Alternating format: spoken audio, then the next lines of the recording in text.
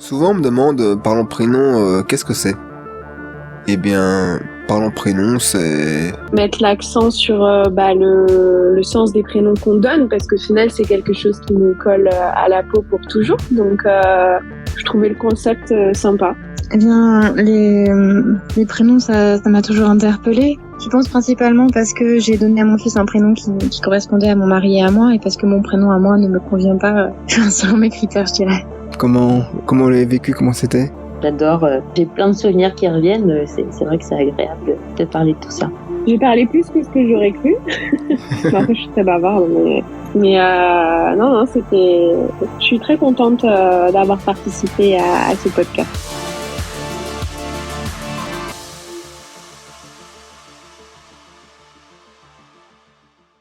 Bonjour à toutes, bonjour à tous. Ici Pierre Angulaire. Vous écoutez l'émission Parlons Prénom, le podcast des parents conscients.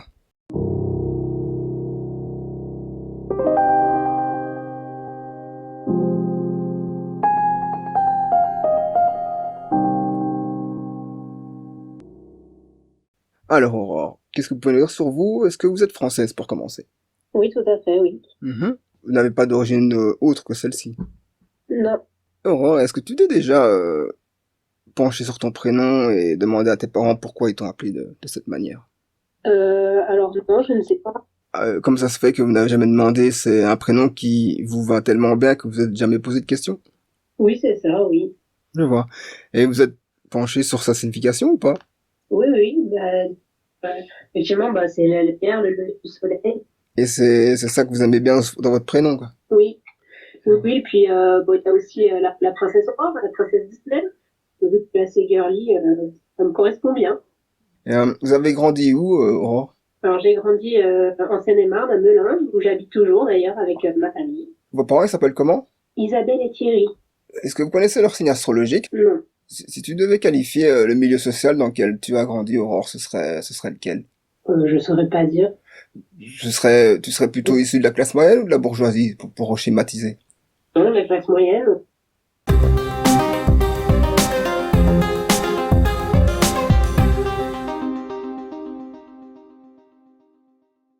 Aurore, tu es de quelle génération pour savoir?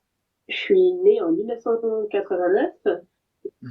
Et le père de tes enfants, il s'appelle comment, lui? Alors il s'appelle Marc et il a 4 ans de plus que moi. Est-ce que Marc a des origines sociales différentes que les tiennes ou pas? Non, du tout. Vous êtes de quel signe astrologique tous les deux? Alors lui il est Verseau et moi je suis Bélier. Et les autres, quand ils entendent votre prénom, ils disent quoi, Aurore? Souvent on fait la réflexion de la princesse Aurore. La Belle au bois dormant. Je vois. Est-ce que tu as des frères et sœurs, Aurore? Oui, j'ai une sœur qui s'appelle Lucie. Encore avec la lumière. Oui, exactement.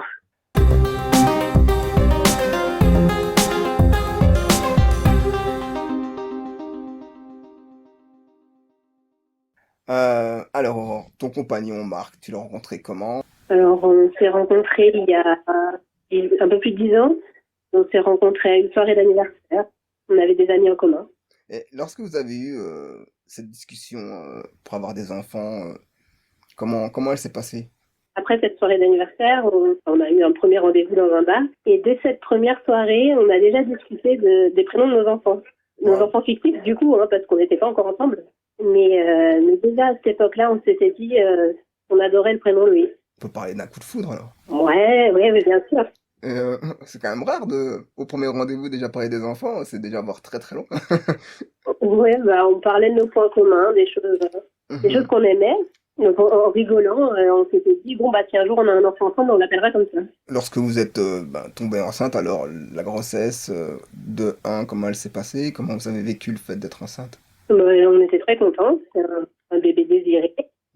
Donc dès le départ, je veux dire, on n'a pas vraiment cherché de prénom parce qu'on savait qu'elle s'appellerait Loïs. On a eu su le sexe très rapidement, donc on a à peine cherché ce prénom de garçon. Après, c'est une grossesse.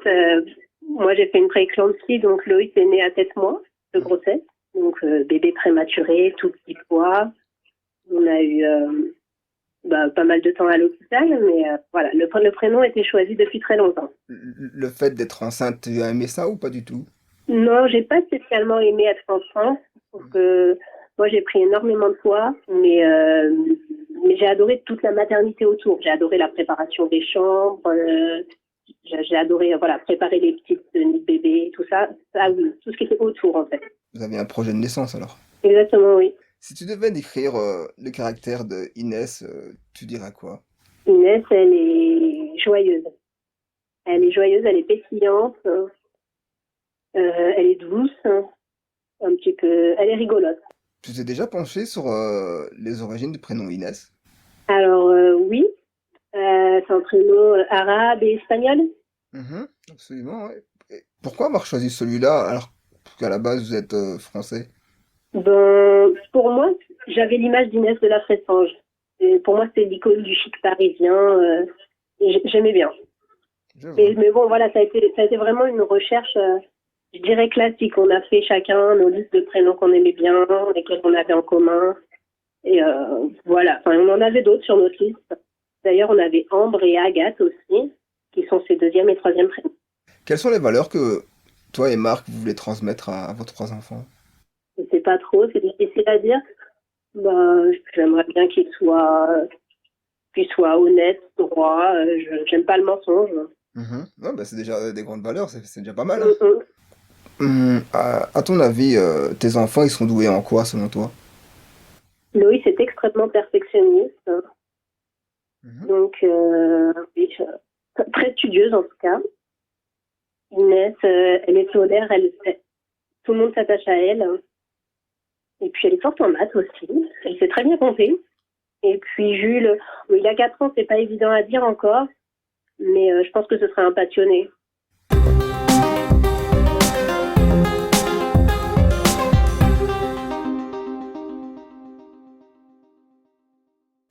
Alors, tu peux nous rappeler exactement comment tes enfants s'appellent-ils?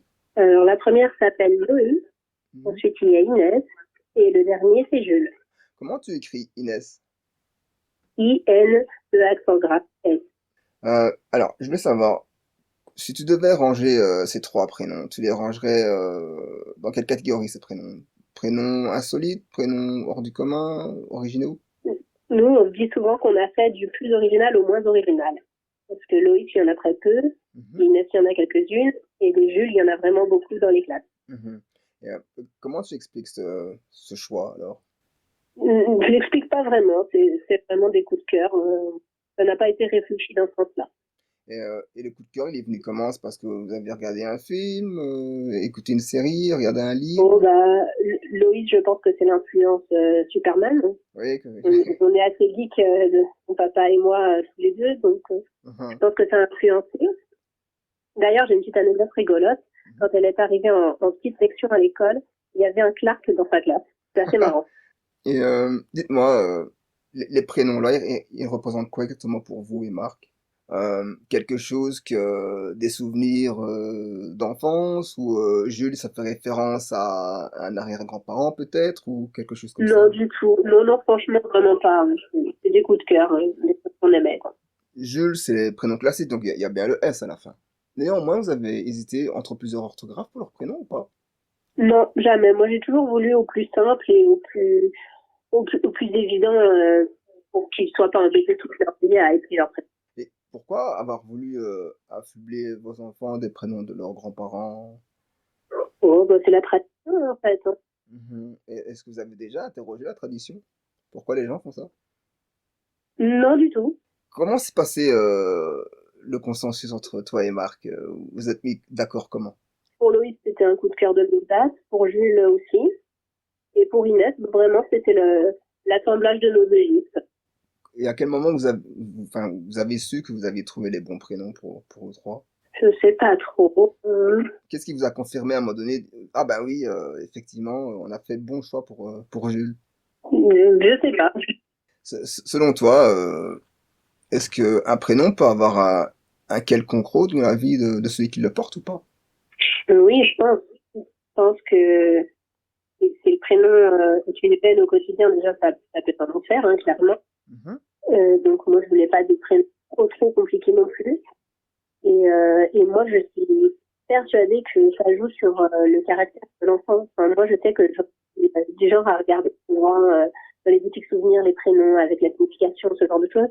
Et souvent, je trouve que le caractère se reflète vraiment, quoi. Mais c'est vrai que moi, je cherche souvent mon prénom. Mhm. Et quand je vois Aurore, c'est Ouais. souvent écrit que c'est une personnalité artistique. Ouais. Et quand je vois toutes les graphistes, j'adore la photo, bah voilà, ça me correspond bien. Est-ce qu'il y avait d'autres prénoms qui avaient eu votre attention à tous les deux? Alors, moi, j'adore le prénom Alix pour une fille. Et pour Inès, vu qu'on avait fait des recherches, j'avais proposé Alix, mais je trouvais que c'était un peu trop proche de Loïs, d'avoir Loïs et Alix. Ah C'était oui. peut-être trop similaire. Donc on l'avait écarté, mais ça reste un de mes prénoms coup de cœur. Et néanmoins, est-ce que vous avez tous les deux des prénoms que vous ne vouliez pas, que vous n'aimez pas? Moi, j'avais écarté les prénoms composés. Ouais, c'est Et récurrent, hein. ouais. Je vois. Et est-ce que, donc c'est là 7 ans, je rappelle, est-ce que Mhm. Loïs, à son âge, déjà, t'as déjà parlé du fait que bah, parfois on pense que c'est un garçon ou pas? Non, parce que elle, les gens voient tout de suite que c'est une fille, donc elle n'a pas de faire de ça. Mhm. Par contre, elle est parfois obligée de, on l'appelle souvent Louise, et elle Ah, est parfois obligée de dire non, c'est pas Louise, c'est Loïs, mais elle en fait un jeu maintenant. mhm. Et puis c'est pas vraiment un problème. Pour faire votre recherche de prénoms, vous avez utilisé quels outils? Alors, j'avais une application, donc j'ai plus le nom, mais une application de prénoms à l'époque. Ils faisaient défiler des prénoms, et, un peu comme Tinder, j'aime pas, et ça créait une liste, et Ah, c'était ouais. comme ça qu'on avait fait. Quand vous avez trouvé les prénoms là, par exemple Inès, est-ce que vous êtes penché sur sa signification ou pas du tout? J'avais dû la lire, mais je ne saurais plus dire ce qu'il y avait dedans à l'époque, Mhm. mais ça me convenait. Si j'avais vu que c'était une enfant difficile, torturée, ça aurait peut-être influencé mon choix. Ouais, voilà, donc c'est en lisant la description que tu as voulu retrouver certaines choses dans ton enfant au final. Oui, sûrement, oui, oui. Et à part toi et Marc, l'entourage ou les amis, la famille, ils ont participé à la recherche du prénom ou pas? Non, on n'avait pas dit les prénoms. Alors, à part pour Jules, c'est vrai que j'avais toujours dit, bah, si Loïs avait été un garçon, elle se serait appelée Jules. Si Inès avait été un garçon, elle se serait appelée Jules. Donc, forcément, au troisième enfant, quand on a annoncé que c'était un garçon, bon, ça a été une surprise pour personne qui s'appelle Jules, quoi. D'accord, je comprends mieux. L'entourage, quand ils ont appris le prénom de vos enfants à tous les deux, ils ont dit quoi? Et ça a été plutôt positif ou il y a eu matière à débattre? Pas à débattre, parce que je pense que les gens autour de nous respectent nos choix. Mais Loïs, bon, bah, il y avait ceux qui pensaient que c'était un prénom garçon. Inès, voilà, on a eu des remarques sur les origines du prénom. Et Jules, non, pas tellement. Qu'est-ce que ça t'a fait quand, par exemple, les gens insistaient et se demandaient pourquoi avoir choisi un prénom Inès qui était pas, d'une certaine manière, connoté, enfin, qui était connoté. Nous, c'était notre choix, on regrette pas notre choix, on s'en fiche. Et c'est malgré tout, un jour, l'un d'eux demande à changer de prénom pour les raisons qui lui sont propres. Comment tu le vivrais ça, tu crois? Ben, je lui demanderai d'abord pourquoi, pour comprendre. Mhm. Mais si c'est une envie de sa part ou un besoin même de sa part, on le respectera. Si vous deviez avoir un quatrième enfant, Oui. comment vous allez procéder pour trouver son prénom? Ben, ce sera Alix, hein, c'est obligatoire là du coup. Pas de matière à débat, alors. Fixe. Non, mais bon, c'est pas prévu. Mais Mhm. Pour une fille, pour un garçon, pareil?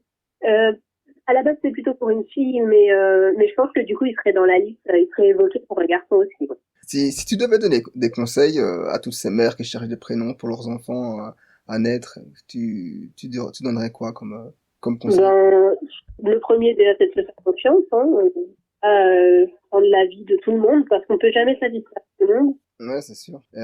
Est-ce que tu as quelque chose à ajouter? Ben, non, j'ai tout dit. Eh bien, merci de ta participation. Chers auditeurs, merci. Merci d'être toujours plus nombreux à notre écoute. Si tu aimes le contenu de ce podcast, alors n'hésite surtout pas à le soutenir en lui accordant le plus grand nombre d'étoiles sur les plateformes de diffusion, Apple Podcast, Spotify et Deezer. Commentez, partagez et abonnez-vous sur nos médias sociaux afin d'être rapidement mis au courant de la sortie de nouveaux contenus.